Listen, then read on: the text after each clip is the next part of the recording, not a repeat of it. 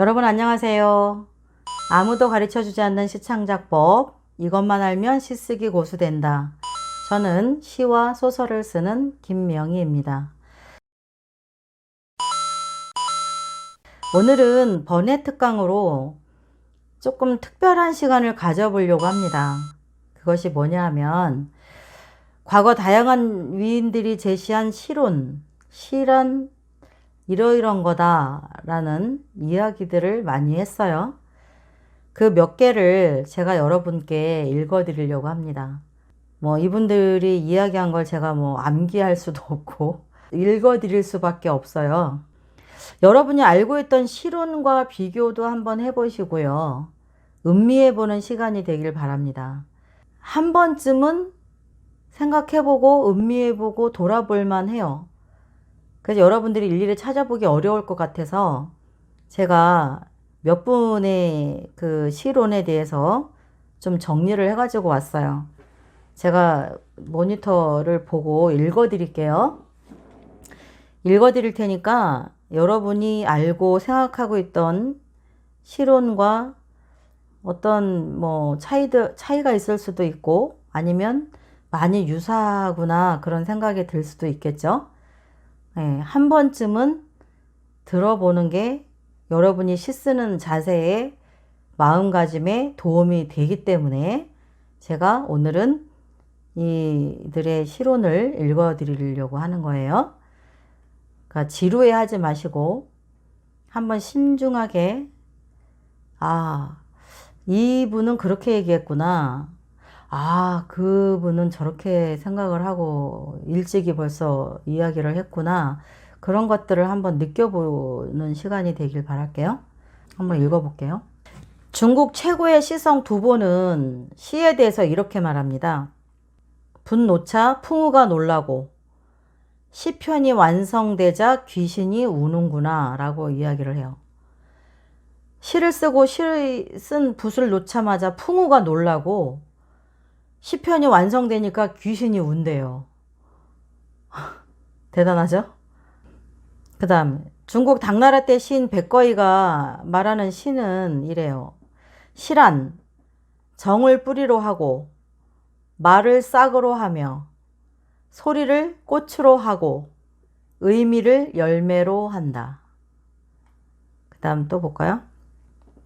중국 고대 사상가 공자가 논어의 위정편에서 이렇게 말합니다. 시 300수에는 한마디로 말한다면 사악함이 없다. 이렇게 이야기하고요.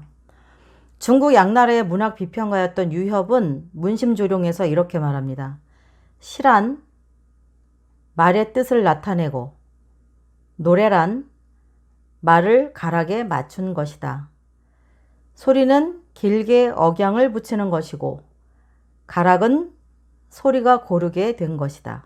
이렇게 이야기하죠. 또 볼까요? 고려시대의 문신이자 명문장가 이규보는 이렇게 말합니다. 시는 의가 주가 되므로 의를 잡는 것이 가장 어렵고 말을 맞추는 것은 그 다음이다. 의 또한 기를 위주로 한다. 기의 우열에 따라 의의 깊고 여름이 생기는 것이다. 그러나 기란 천성에 딸린 것이어서 배워서 이룰 수는 없다. 그러므로 기가 떨어지는 사람은 글 다듬는 것을 능사로 여기고 의를 앞세우지 않는다. 대체로 글을 깎고 다듬어 굴을 아롱지게 하면 아름다움에는 틀림없다. 그러나 거기에 심오한 의가 함축되어 있지 아니하면 처음에는 볼만하나 다시 씹어보면 맛이 없어져 버린다. 생각할 만하죠? 고려시대 문신인 최자는 시를 이렇게 말합니다. 시문은 기를 위주로 삼는다. 기는 성에서 발하고 의는 기에 의지하며 말은 정에서 나오므로 정이 곧 의다.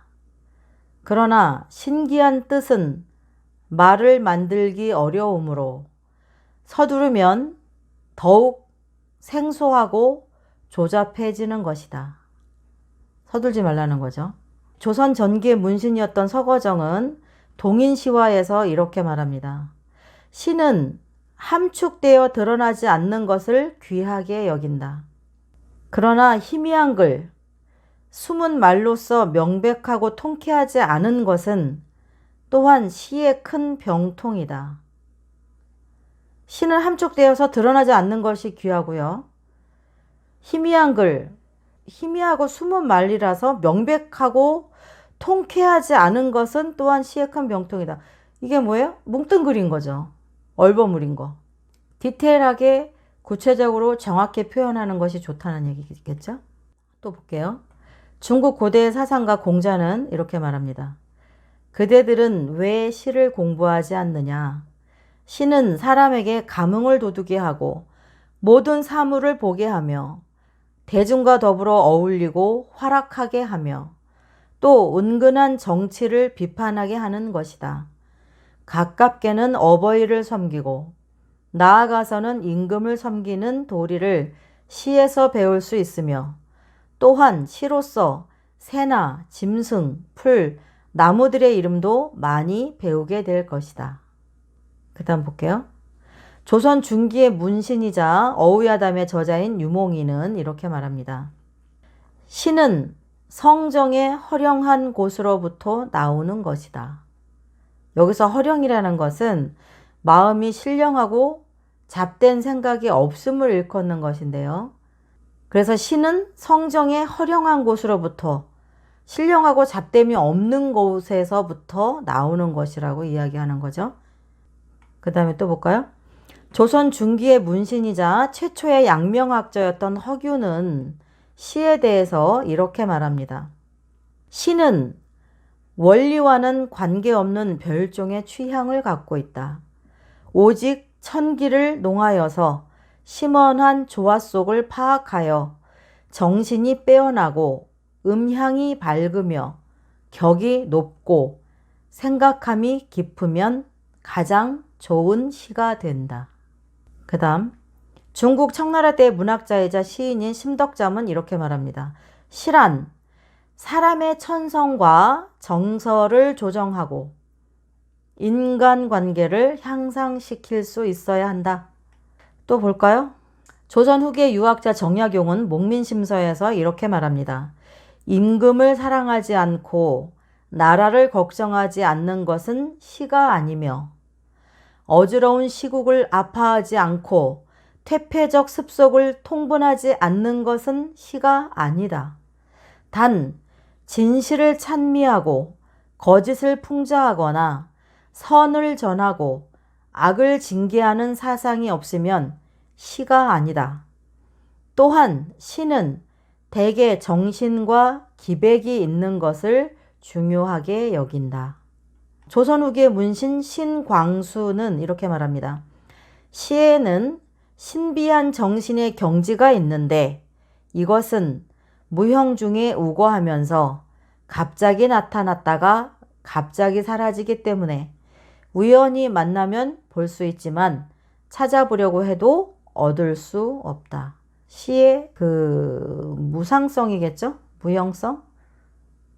어느 날은 시심이 문득 왔다가 어느 날은 또 아무리 그 시심을 잡으려 해도 잡히지 않는 그런 것을 이야기한 것 같아요. 신문학 초기를 장식했던 문인 이광수는 이렇게 말합니다. 보기 좋은 미사여구를 모아놓고 시라고 하는 것은 비천한 잡배의 장난에 불과하다. 시는 선언이다. 만천하의 현재뿐 아니라 진미래제 즉 영원무궁까지 중생에게 보내는 편지요, 선언이요, 유언이다. 시는 그 시인의 고백이다. 신의 앞에서 하는 속임없는 고백이다. 구약의 시편만이 아니라 무릇 시는 시인의 심정 토로다. 시인은 시에서 거짓말을 하여서는 아니 된다. 그것은 신을 기만하는 것이다. 우리나라 근대문학기 청록파 시인 중 한 분이었던 조지훈 시인은 또 이렇게 말합니다. 시인이 창작한 제2의 자연, 이것이 시이다. 또 볼까요? I.S. 투르게네프는 그의 장편소설 루진에서 이렇게 말합니다. 시는 신의 말이다. 그러나 시는 반드시 운문 속에만 있는 것이 아니다. 시는 곳곳에 충일한다. 미와 생명이 있는 곳에 시가 있다. 또 볼까요? F.Q. 호라티우스는 그의 저서 시법에서 이렇게 말합니다. 시는 아름답기만 해서는 모자란다. 사람의 마음을 뒤흔들 필요가 있고 듣는 이의 영혼을 뜻대로 이끌어 나가야 한다. 호라티우스요. 보들레르는 이렇게 얘기합니다. 시의 목적은 진리나 도덕을 노래하는 것은 아니다. 기쁨이든 슬픔이든 시는 항상 그 자체 속에 이상을 쫓는 신과 같은 성격을 갖고 있다. 시는 진리가 그 목적이 아니다. 시는 그 자체가 목적이다. 라이너 마리아 릴케는 이렇게 말합니다. 시는 체험이다. 저도 여기에 굉장히 많이 생각을 같이 합니다. 시는 체험이다. 괴테는 이렇게 말합니다. 시란 것은 걸작이든가 아니면 전혀 존재해서는 안 되는 것이다. 세죠? 시는 걸작이든지 아니면 존재해서는 안 되는 거다. 위대한 시를 쓰라 이거죠. 불필요하거나 무용지물이 되는 시는 쓰지 말아라 이 얘기죠. 우리 노력하고 있잖아요. 그죠? 용기를 가지세요. 베토벤은 이렇게 얘기해요. 위대한 시는 가장 귀중한 국가의 보석이다. 스프라트는 이렇게 이야기합니다. 시는 예술 속의 여왕이다. 예술 중에 다양한 예술 중에 여왕이래요. 시가. 여러분은 그러니 얼마나 멋진 예술을 하는 거예요. 그죠? 힘들어도 힘내세요. 또 이야기합니다. 보들레르는 로만파 예술이라는 저서집에서 이렇게 이야기를 해요. 감옥에서 시는 폭동이 된다. 병원의 창가에서는 쾌유의 불타는 희망이다. 시는 단순히 확인만 하는 것이 아니다. 재건하는 것이다. 어디에서나 시는 부정이 된다. 보들레르예요. 로만파 예술에서 이런 이야기를 했네요. 실러는 이렇게 말합니다. 시란 냉랭한 지식의 영역을 통과해선 안 된다. 그러니까 지식, 표피적인 그런 정보만 다뤄서는 안 된다는 거죠.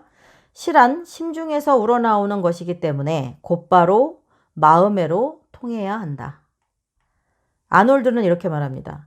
시란 가장 간단히 말해 가장 아름답고 인상적이고 다양하게 효과적으로 사물을 진술하는 방법이다.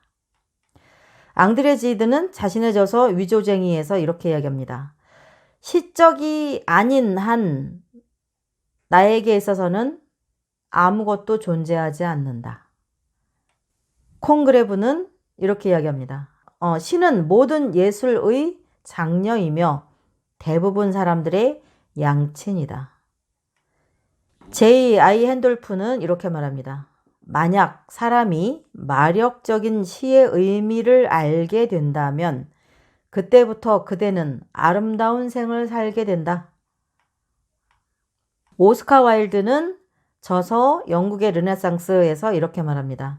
도덕적인 시라든가 부도덕적인 시라든가에 대해서 말할 것은 아니다. 시는 잘 씌어져 있는가 아니면 시원찮게 쓰여져 있는가 그것만이 중요하다. 시는 힘찬 감정의 위세 좋은 충일이다. 그 원천은 조용히 회상된 감동이다. 무어는 이렇게 말합니다. 시는 근본적인 언어 방법이다. 그것에 의해 시인은 그의 사상과 정서는 물론 그의 즉각적 메커니즘을 포착하고 기록할 수 있다. 얼마 안 남았어요. 끝까지 한번 들어보세요. T.S. 엘리어트는 저서 전통과 개인의 재능이라는 책에서 이렇게 말합니다. 시란 감정의 해방이 아니고 감정으로부터의 탈출이며 인격의 표현이 아니고 인격으로부터의 탈출이다. 시란 무엇이다 라고 단언하는 것이 아니라 그러한 사실을 우리로 하여금 좀 더 리얼하게 느끼도록 해주는 것이다. 그것이 시다. 비 존스는 이렇게 말합니다. 시는 시인의 노고와 연구의 결과이며 열매이다. 저도 여기에 공감합니다.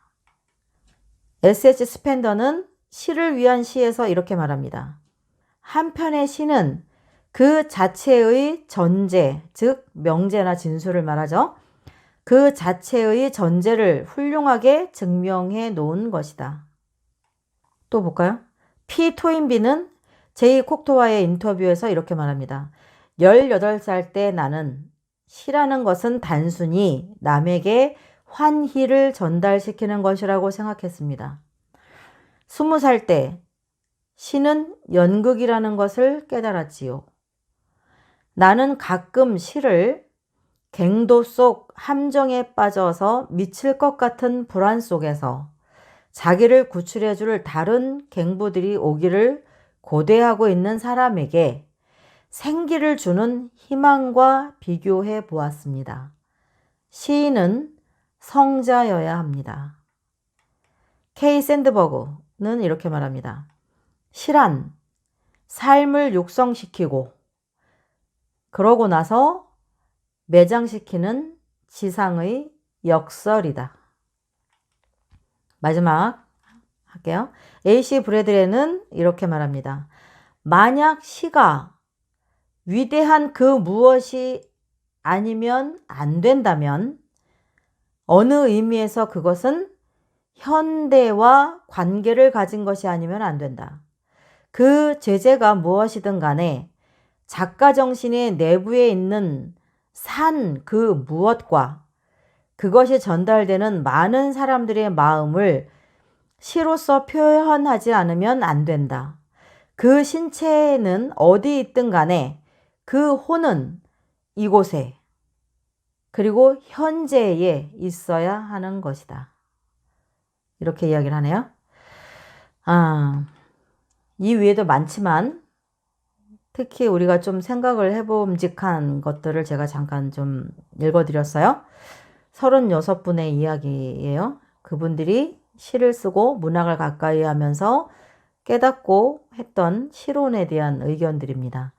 여러분도 아마 많이 겹치는 부분도 있을 것이고 또 한편으로는 나는 그렇게까지 생각 안 했는데 시가 그렇게 위대한 건가? 이런 생각이 드는 분도 있을 거고 어떤 분은 맞아. 시는 또는 시를 쓰는 시인의 그 행위는 참 위대한 거야. 값진 거야. 이렇게 이야기를 할 수 있겠죠. 예. 제가 이렇게 해서 오늘 36사람의 그 위인들의 시론을 읽어드렸어요. 다른 시창작에 직접적으로 도움이 되는 공부도 물론 중요하지만 이번 기회에 여러분이 제가 읽어드리는 이 시론을 통해서 내가 앞으로 시를 쓸 때 어떤 자세로 접근하고 어떤 자세로 복무해야 되겠다. 그런 스스로의 다짐을 좀 더 견고히 하는 그런 시간이 되기를 바라는 마음에서 오늘 이 시간을 가졌습니다. 자, 오늘은 수업은 뭐 직접적인 수업은 아니죠. 오늘은 여기까지 하고요. 다음에 좀 더 또 알찬 그런 자료를 갖고 와서 공부를 함께 해보도록 하겠습니다. 예, 수고하셨어요. 저는 시와 소설을 쓰는 김명희였습니다. 다음에 또 만나요. 안녕.